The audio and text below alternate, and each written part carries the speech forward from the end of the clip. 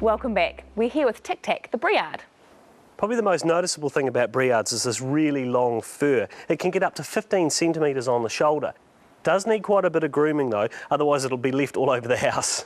One of the coolest things about these guys is the second dew claw on their rear paws. The extra digit allows them to be able to turn on one paw and turn really, really quickly. Great for herding sheep. Pretty amazing.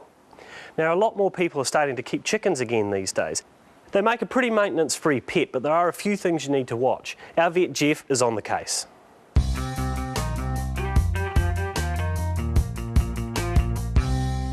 Today I'm here to meet Sue and her chickens. Okay, Sue, so what's wrong with those chickens? One of the Orpingtons has lost a few feathers. Okay, and are they doing anything else? Scratching excessively? A lot of scratching and not looking very happy at all. Yeah, okay. Sue lives 5 minutes from Christchurch city centre and has an eclectic mix of chickens. Orpingtons, golden-laced Wyandottes, barred rocks, even a silky bantam. These chooks are usually happy and healthy, but lately one has started to overgroom. She's having a bad hair day. Okay, Bertha. How old is she, Sue? She's about 2.5. You can see some new feathers growing here. She's been grooming herself excessively. I'm just going to have a wee look and see if I can see anything unusual. Is she scratching and making her feathers stop growing, or is there some other problem there? She's been over grooming probably because she's itchy, and so she's plucking excessively, removing these feathers, and so the new feathers are trying to grow through, and here are the new feathers as they start to exit the skin, and they just start to create this little feathery tuft.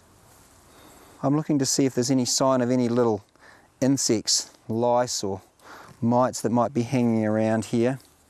So one place we can have a look for those often is in more of the featherless areas, so under the wings here. Now, interestingly, here I can see something. Right here, I can see some little wee insects just walking out of view, just as I opened those feathers. Okay, I've just caught one on my finger.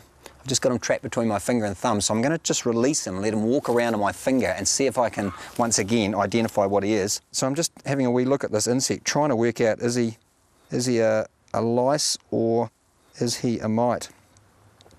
And I don't know.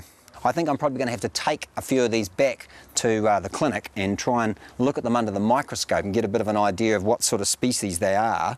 Either way, I think they're going to need killing, aren't they? Because they're annoying Bertha. And is this the reason she isn't laying anymore? I think that could be a reason, certainly. She's quite uncomfortable, she's unhappy, she's not spending as much time with the other birds, and that could easily be putting her off her lay. What do you think? Get them in the goat shelter?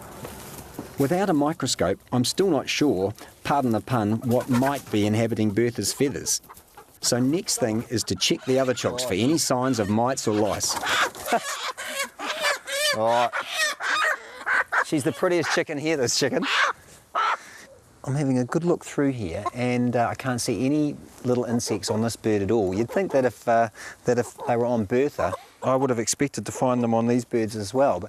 And Sue also said, no, these birds didn't seem to be over-grooming, so it's a bit unusual that just one bird, poor old Bertha, seems to have the problem. Here, Jeff, have a look at this one. Hey, I think this girl's fine as well. Can't see any sign of any wandering insects.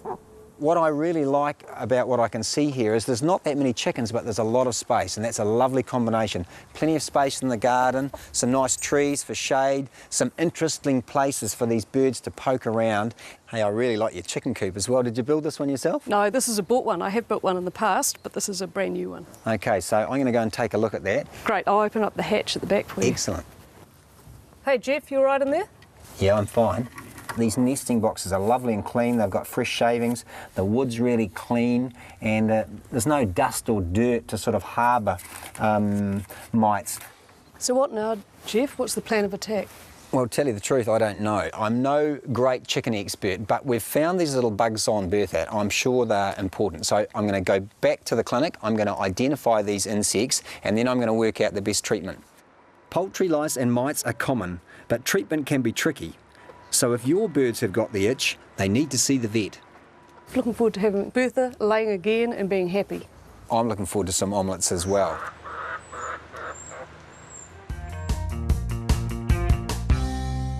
Great advice as always from Jeff. Turns out it was northern fowl mites for that chicken, but one injection, she's all better. Good to hear. Now, From chickens back to Briards, these guys are very active dogs, probably because they were bred for running around after sheep all day. That's also made them very intelligent, so they need lots of activities to keep them mentally stimulated. For sure. Now, this series of Animal Academy, we've highlighted a lot of the great work the SPCA do on the behalf of animals. They've been out getting the message across themselves. Check this out.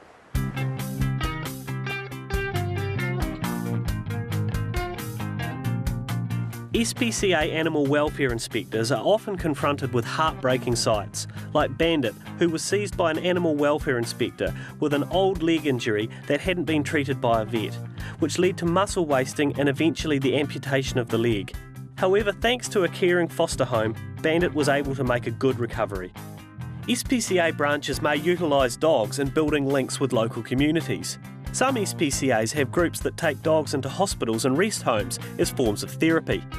And other branches utilise dogs for fundraising and building awareness. For more information, or if you'd like to get involved, go to the website. After the break, Jeremy gets face to face with some spiny crayfish.